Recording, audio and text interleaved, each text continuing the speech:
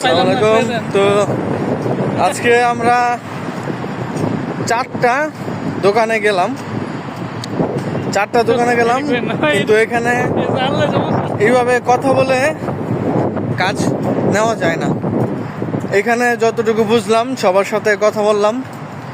প্রথমে গেলাম আমরা সুপার শপে, সেকেন্ড গেলাম কফি শপে, তারপর ফাস্ট ফুডের দোকানে গেলাম, দেন একটা জুস বার্গার এই দোকানে গেলাম। তো আমরা 4টা দোকানে গেলাম, ওইখানে গিয়ে কথা বললাম ওইখানকার কর্মচারীদের সাথে।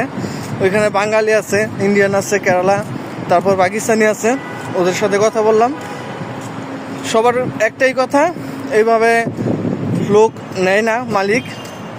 যদি লোক লাগে তাহলে ওরা ওদের নিজস্ব পদ্ধতিতে লোক নিয়ে নেয়।